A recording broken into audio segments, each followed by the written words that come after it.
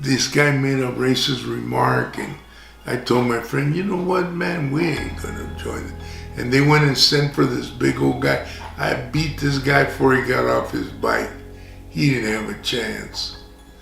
And then after he went in, them guys said, oh, we're gonna give you our patch. So you guys said, we don't want it. We're gonna start our own club. And that's what we did.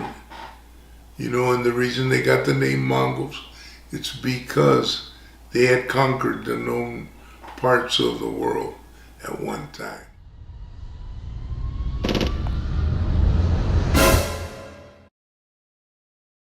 What you looking at?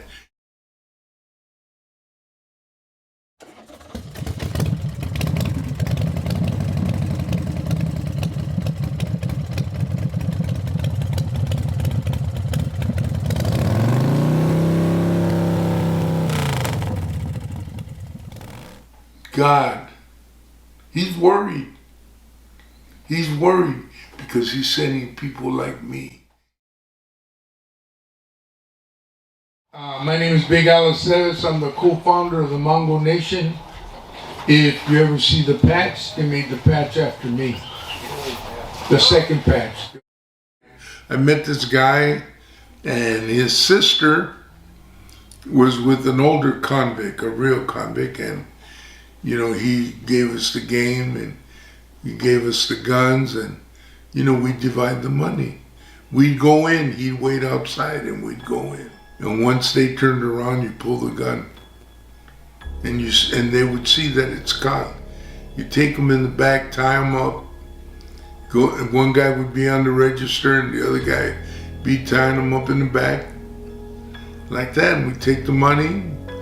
And if you wanted cigarettes or whatever, you get them on the way out. The older guy was in the car waiting for us. He was teaching us the game of armed robbery at 15. Somebody pulls a knife, and then somebody gets stabbed. As time goes on, then people started getting guns, and they started shooting. And then, they went through that era where they would do that drive-by shooting. They had all those automatics until word came down from the prisons. No more drive-bys, because innocent people were getting killed. What the prison says, it's mostly the law, because if you go against them, then all the gangs go against you. And they'll come for you. In the street gang, all the guys that were in my little section, or most of them are in jail or dead. I got hit 3 times. I went back, and they didn't let me stay the full time. They sent me home. They said I was nuts. So when I came home, my wife was already with another man. My son was being raised by my mother-in-law.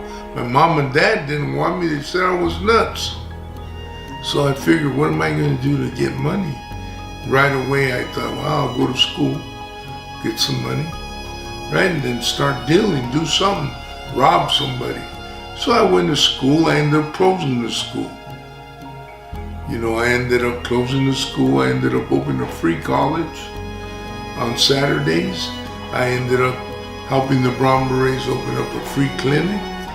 I was with them when they took a town. I marched them into the town up north. They would say, we're gonna do something. I did it. When the police set me up to kill me, one of the Brown Berets was a cop, and he picked us up, me and a friend of mine, and he had guns in the car. And I was laughing, looking, so what are you gonna do with these guns, dummy? He goes, no, we're gonna go to Safeway, and I want you to shoot out the windows. And I started laughing. I said, what? And it was at night. So I said, you know what? Went and bought some milk, emptied it, filled it up with gas, put a rag in it, went to Safeways. I threw the bottle on the window, blew up, boom, ran, left, They caught me a few blocks away and beat me up, put me in jail. But the cop told me we were gonna kill me. So if I would have shot that gun, they would have killed me. Said he was shooting at us. That cop set me up. No, he was a hero and all that because he set up a lot of people. The grand jury had just indicted me. And they were looking for me again. I had got out on bail. They were looking for me. And these guys were getting together. They were going to join a club. So one day they asked me, they said, why don't you come with us, Al? Meet these guys. Because I was in pretty good shape. So I said, yeah, let's go, man. I didn't want to go because they were looking for me. But I went. And when we went there, this guy made a racist remark, and I told my friend, you know what, man, we ain't gonna join it. And they went and sent for this big old guy. I beat this guy before he got off his bike. He didn't have a chance. And then after he went in, them guys said, oh, we're gonna give you our patch. So you guys, I said, we don't want it. We're gonna start our own club. And that's what we did. And the reason they got the name Mongols, it's because they had conquered the known parts of the world at one time. So in black and white is because of the sheriff's cars. Black and white. And we used to fight with them all the time. And that's how we started in '69. I had just come home, I was nuts. I didn't know, the sad part, I didn't know I was nuts. But everybody else did. I used to wear a chain around my waist, a primary chain, it's a motorcycle chain. And it had a big buckle, and I just got it and started hitting him in the face. I took half of his face off. You'd say, hey man, let's rob that guy. I'd rob him. Let's beat him up. I'd beat him. Let's stab him. I'd stab him. We're gonna do this over here. Let's do it. When in East LA, when we were marching the first time down Whittier Boulevard, and we went to the park, they have a park there, Laguna Park. All the police were there. And I was carrying a sign with a 2x4. I took that sign off and started fighting the police with a 2x4.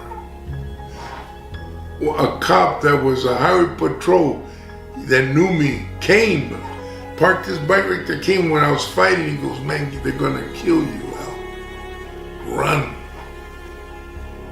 So I got to the other side, I got away. I remember one time this guy owed money, and we went in his house in Vegas, and I had two guys with me. And I was talking to him kind of like in his bedroom, door was open, and you could see the two guys sitting on the couch. And he had this jewelry box full of gold and diamonds. And he owed a lot of money. And I looked and he had it open and he reached over and closed it and pulled it towards him. And I started laughing. I said, do you think I came for that bullshit? I said, brother, you're gonna pay now or when you come back. And he said, come back, where am I going? To the hospital. Because those guys are gonna help me, we're gonna beat you. And if anybody comes, we're gonna beat them too. And let them know why they're getting beat. Because you owe money. The money he owed, he went and bought himself a new Mercedes. His sister brought it. I told my friend, take it. And I stayed there till this guy, I stayed there till they left, and I told him, did you call the cops? I said, you might get me, you might get the guy driving, but we'll be back. We'll be back. I had made an agreement with the devil a long time ago, until Jesus Christ broke that curse. All those people we hurt, they're never gonna forgive me unless they become real Christians. But I know one thing, God has forgiven me.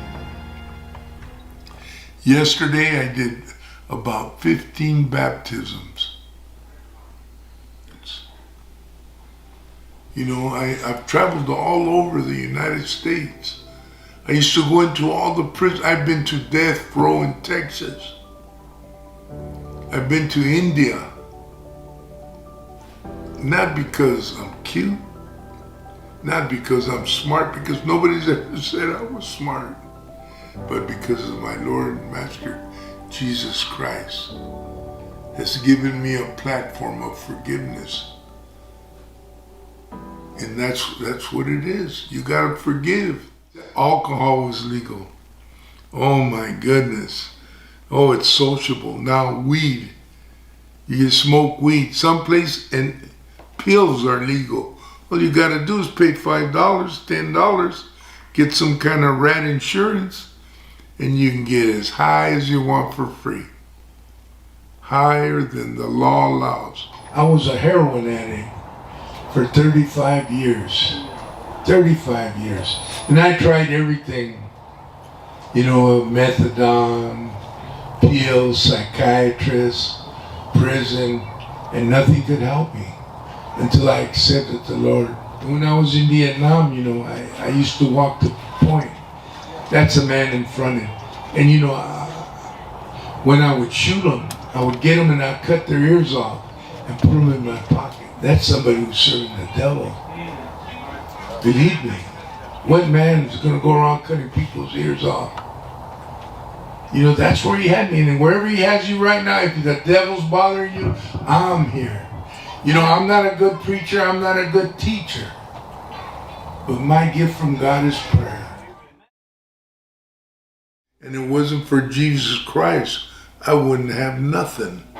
Nothing. I was just a thug, an idiot.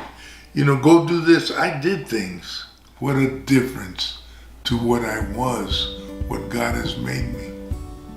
What a difference.